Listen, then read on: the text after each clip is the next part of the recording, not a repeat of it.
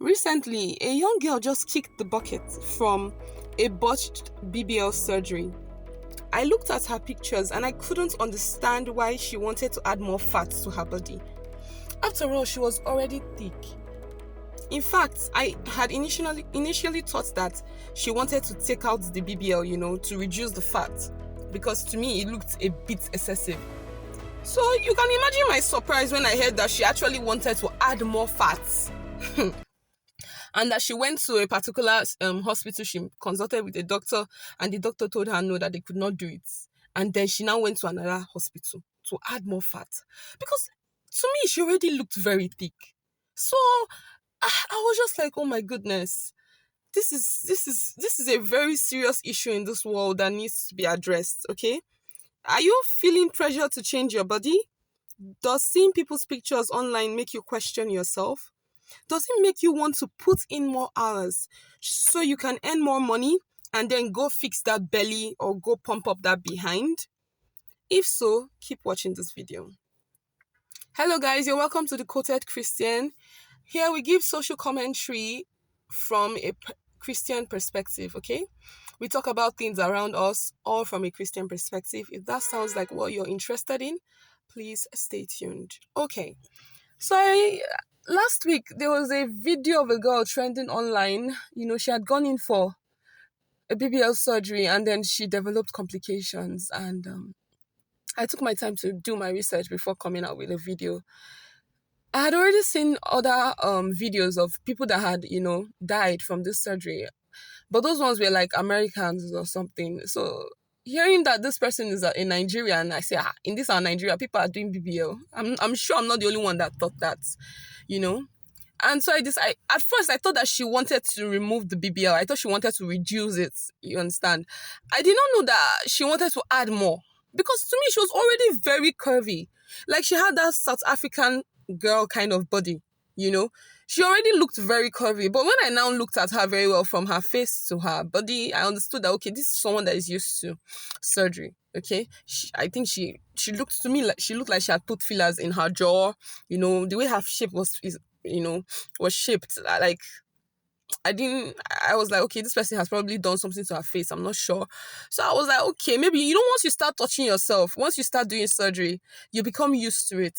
You understand? You become used to it and you want to do it over and over and over again. You keep finding faults. And then see, one thing about our body, right? Our brain. That's why neuroscience is so interesting. We are creatures of habits. So every action you're taking, right?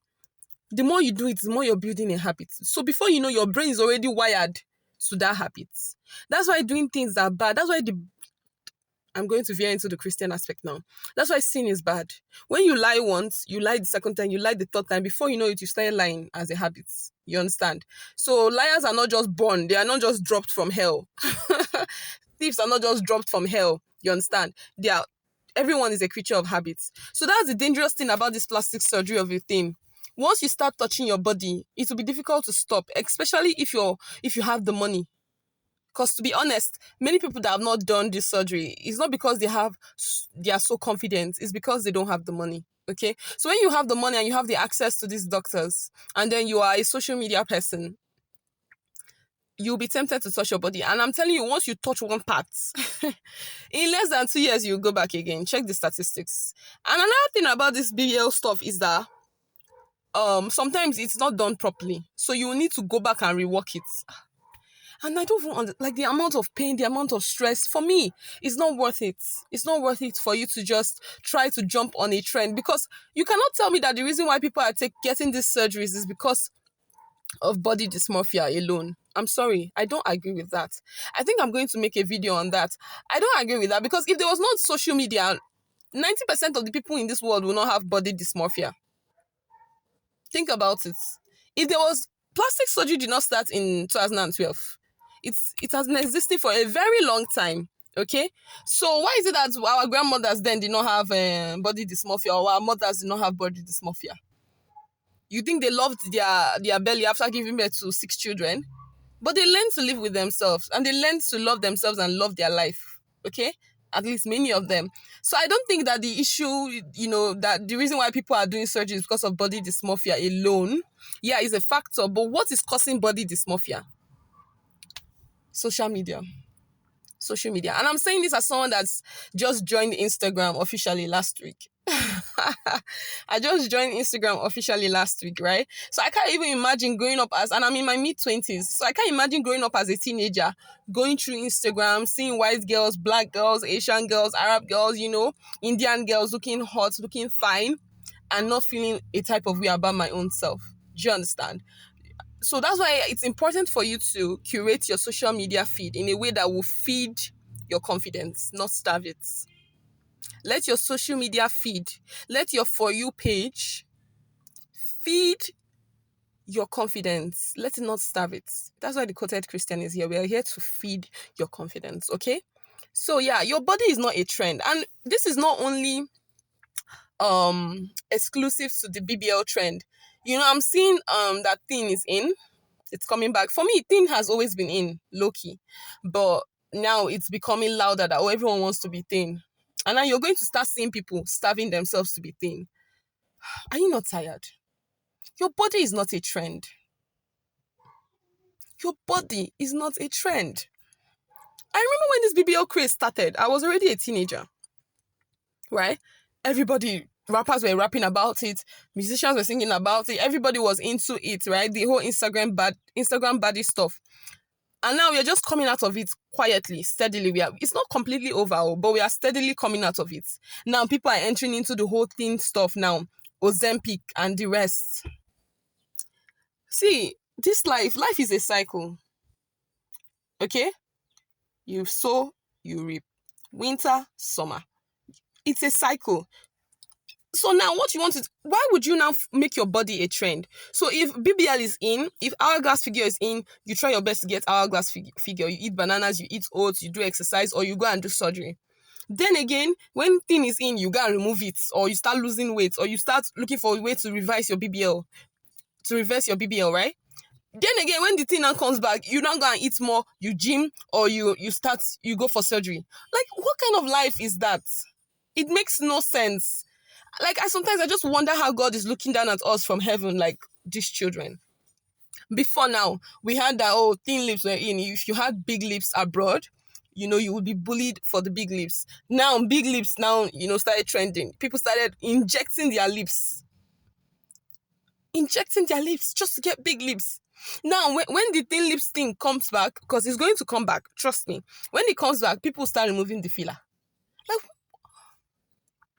see, I believe that so many people are still stuck in high school. Like, they've not graduated. You didn't graduate at age 18, I'm sorry. If you're actually feeding into these trends, you did not graduate from high school. You're literally still, in fact, it's an insult to 18-year-olds. You're literally still like 13, 14 years old if you're participating in all these things. Because what do you mean that you're going to get lipo, you're going to get BBL, you're going to starve yourself to be thin because you saw someone online and then you liked it?